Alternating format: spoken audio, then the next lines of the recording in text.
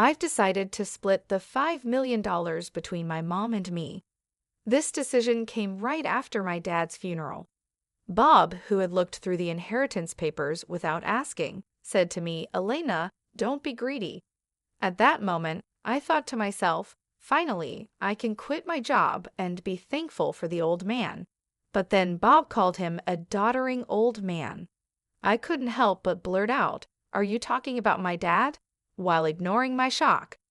Bob and my mother-in-law were already excitedly talking about buying a new car and going shopping. With everything going on, I couldn't hold back my emotions any longer. I was about to burst, on top of all the housework, asking for money, and then them insulting my dad. I just couldn't live with Bob and my mother-in-law anymore. Holding back my anger, I forced a smile and said, "Sure, feel free to use the money as you and my mother-in-law see fit." I am Alina Anaya, a 40-year-old housewife working with my husband. My parents, both doctors, ran a well-known clinic in our hometown. As their only child, I was deeply loved. After finishing Commonwealth School, I got a job at a big pharmaceutical company. Though my parents wished I had become a doctor, they supported my choice. 12 years ago, my mother died in an accident, leaving me and my father heartbroken. During that tough time, Bob, who was then my boyfriend, supported me. We met through a friend and got engaged 4 years after my mom's death. Bob worked in the food and beverage sector and earned less than me, but I believed we could face any challenge and be happy together. My dad was very happy for us. When I told my dad about our engagement, he said, "I've heard how Bob has supported you, Alina. Thank you so much. Please continue to take care of her." Bob stood up straight and promised in front of my dad, "I will make her happy." Standing next to Bob, I felt truly happy. The next week, we went to Bob's family home to announce our marriage. His mother, who wore a lot of makeup and was divorced from Bob's father, looked me over critically. "Marriage, huh? You're Bob's choice. Isn't she a bit plain for you? And she's older, right? Wouldn't a younger and prettier girl be better for you?" Bob quickly replied, "Mom, you know M Pharmaceuticals, right? Alina works there. Her father is a doctor and runs his own practice." I expected Bob to talk about my personality, but instead, he talked about my job and my dad's status. Hearing this, his mother's attitude changed. "Oh, Bob, you should have mentioned these important things earlier. That changes everything. I happily approve of the marriage. Nice to meet you, Elena." "Thank you." After getting approval from Bob's mother, Bob was very happy. However, I felt uneasy even though everything was going smoothly with our plans to get married. When we were about to register our marriage, my dad, who is a doctor and real estate investor, gave me an apartment in a luxury building in San Diego City as a wedding gift. I told Bob, "Dad has given me this apartment as a wedding gift, but it's our new home. Let's live here happily and peacefully together." Bob smiled, and we started our married life. However, after getting married, I realized something unsettling. Bob, who had lived with his parents until then, was almost incapable of doing household chores. He couldn't cook, didn't know how to use the washing machine, and showed no interest in learning. He would leave his garbage scattered around, not bothering to clean up. While I wanted us to share household responsibilities, Bob's careless attitude increased my frustration. In the first year of our marriage, I managed all the household responsibilities, even though I had some complaints since we were still in the honeymoon phase. But with the exhaustion from work and the struggle to keep up with chores, I reached my limit in our second year. I decided it was time to have a serious talk with Bob about sharing household duties. I bravely shared my unhappiness with Bob, but to my disappointment, he responded without any appreciation or thought, saying, "I'm tired from work too. You're much better at chores than I am, right? It's better if you do them since I'm not good at it." Just like that, Bob hardly helped with the chores, and I continued to handle most of our household duties. But that wasn't the only issue. After marrying Bob, I found out his mother also had some strange ideas. Bob wasn't really into celebrating occasions, so I decided to send a quality scarf and some carnations to his mother for Mother's Day. Even though I picked a nice scarf from a department store, his mother called me displeased. She criticized the scarf for not being from a famous brand and said it was ridiculous to send such an unknown item.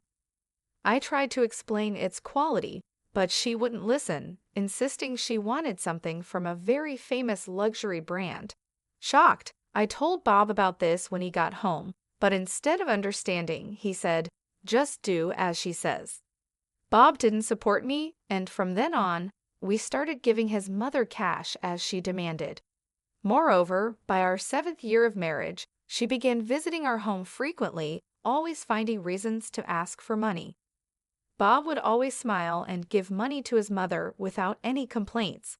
Even though I had a job, Bob's income was small, making our daily life just barely manageable.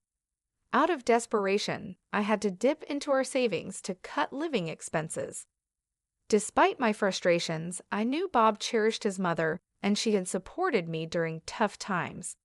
She was the mother of someone important to me, and with that thought, I endured. Now, in our 10 years of marriage, I continue to handle all the household chores and keep giving money to my mother-in-law.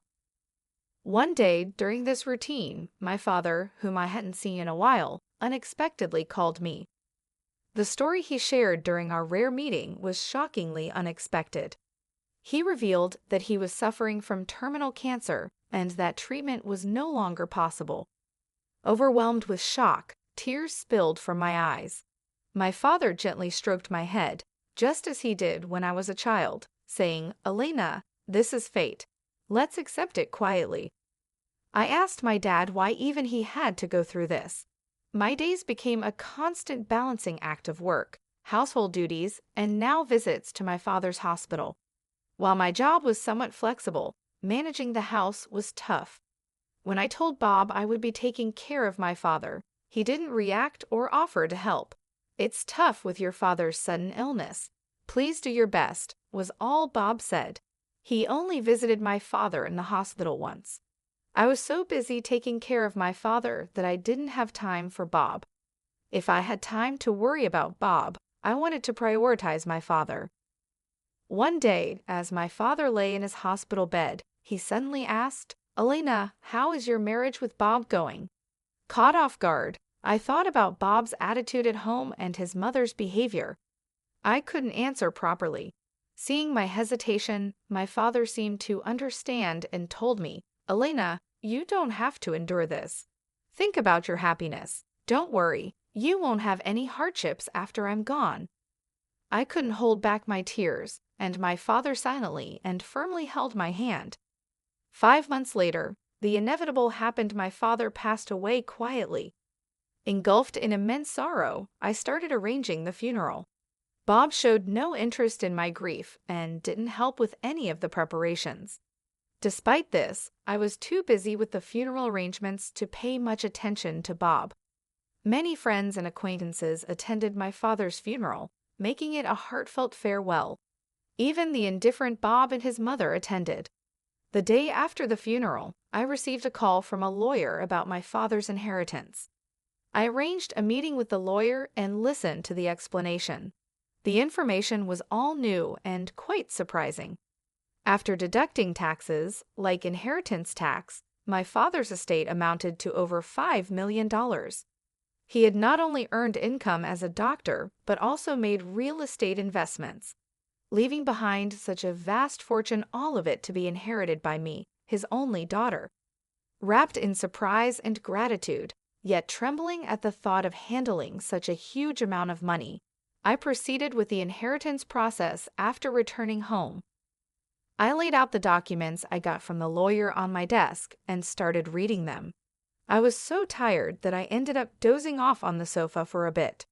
When I woke up, I heard Bob and his mother talking happily in the distance. "Huh, Bob and Mom too? When did you come?" I asked as I got up. Bob came over with a big smile and said, "Yes, Elena, well done." Confused by his sudden excitement, I noticed the inheritance papers in Bob's hand. "Wait, Don't just read those without asking, I said, shocked and upset that Bob had looked through the documents without permission. I raised my voice at him, but my mother-in-law, not bothered at all, happily chimed in, "Wow, an inheritance of $5 million. Isn't that amazing? Now we can live comfortably for the rest of our lives." Confused, I couldn't understand why she would say that so suddenly. Then Bob turned serious and continued, "By the way, about this $5 million, I've decided it will be split between me and my mom." It was right after my father's funeral. Bob, having looked at the documents related to the inheritance I was supposed to receive without permission, said to me, "Elena, don't be too greedy. Oh, now I can finally quit my job. I have to thank that doddering old man." "Are you talking about my dad?" I accidentally said out loud. "Well, anyway, let's proceed with the inheritance process and get the money into our joint account as soon as possible," Bob said, ignoring my confusion. At that moment, Bob and my mother-in-law were excitedly talking about buying a new car and shopping. I couldn't hold back my emotions any longer. I was on the verge of exploding. Being burdened with household chores, asked for money, and to top it off, they insulted my father. While holding back my anger, I replied with a forced smile, "Sure, use the money, you and my mother-in-law, as you wish." Hearing this, my mother-in-law, seemingly satisfied, cheerfully said, "That's the spirit, Elena, quick to agree. Now make sure you work hard and earn money." "I don't want our savings to go down, so work hard," she said. I just nodded and pretended to listen to her selfish words. After that, Bob and my mother-in-law started spending money like crazy. Bob quit his job quickly, and my mother-in-law practically moved in with us, staying at our house all the time. They would leave in the morning and come back with expensive brand items.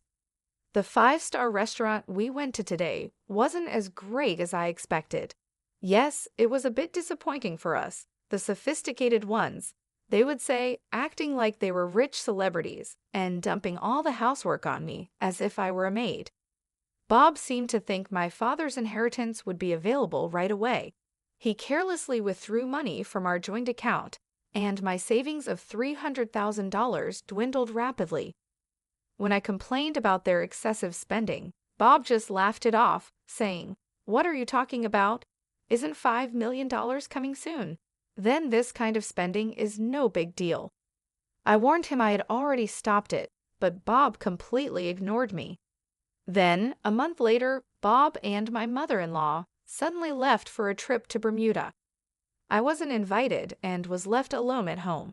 After seeing them off, I decided to take action. About a week later, while I was relaxing at home, I heard a loud knock on the door. Wondering what was happening, I glanced at the intercom monitor and saw Bob and my mother-in-law, both dressed in aloha shirts, standing at the front door. What do you want?" I asked calmly and coldly with anger. Bob yelled, "What are you even talking about? Why won't the door open?"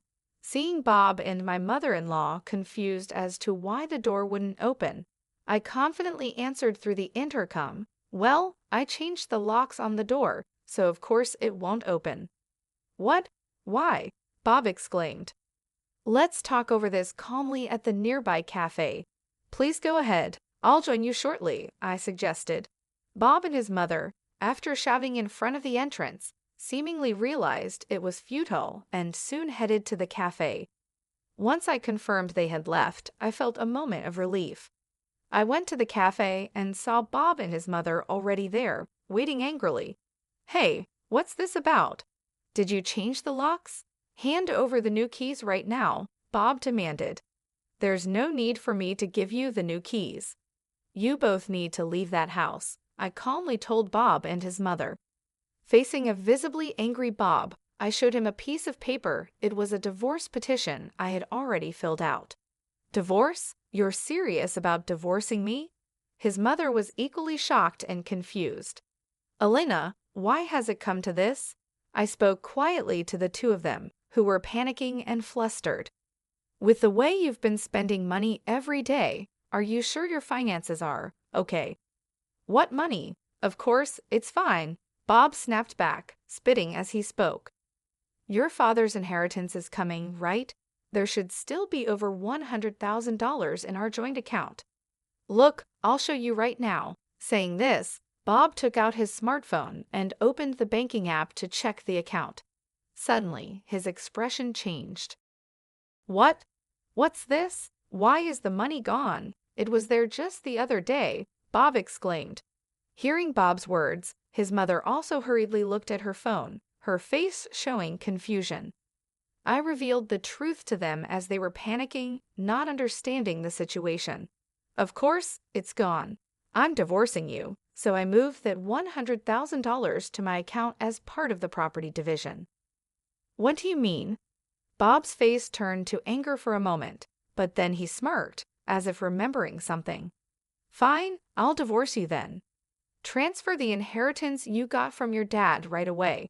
After all, property acquired during the marriage is split half and half in a divorce, right?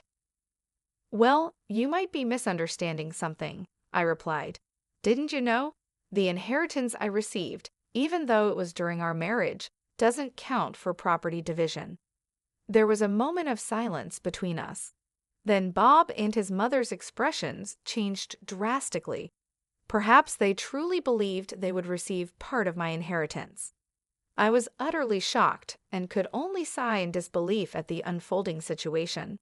No, that can't be true, I muttered under my breath, but the truth of the matter was glaringly clear.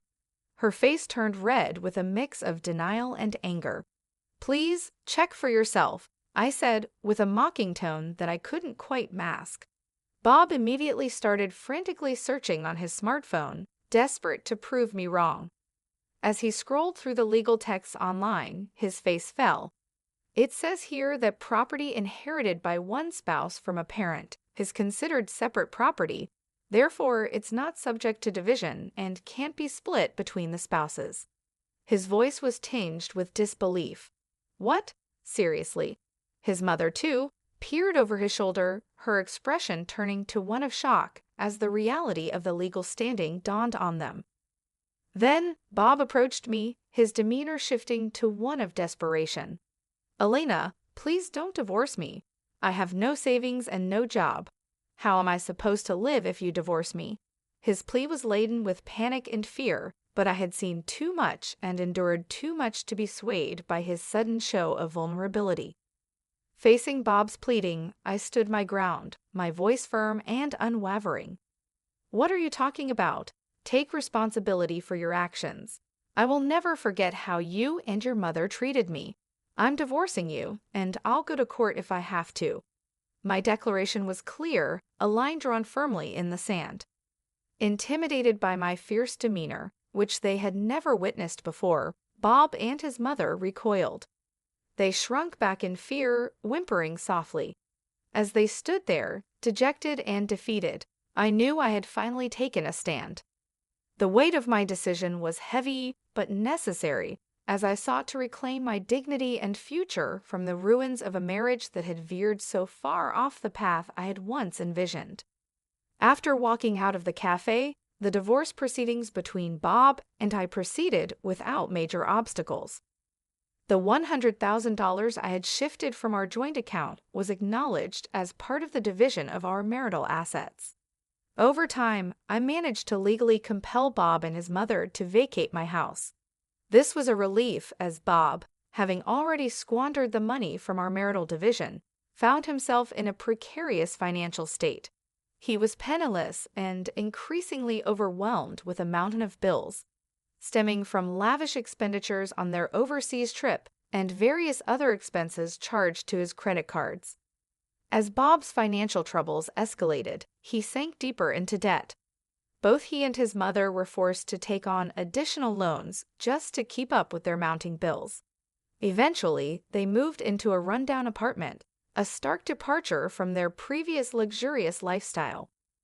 They now find themselves working exhaustively every day to manage their debts, a situation that has been a profound and shocking adjustment for both.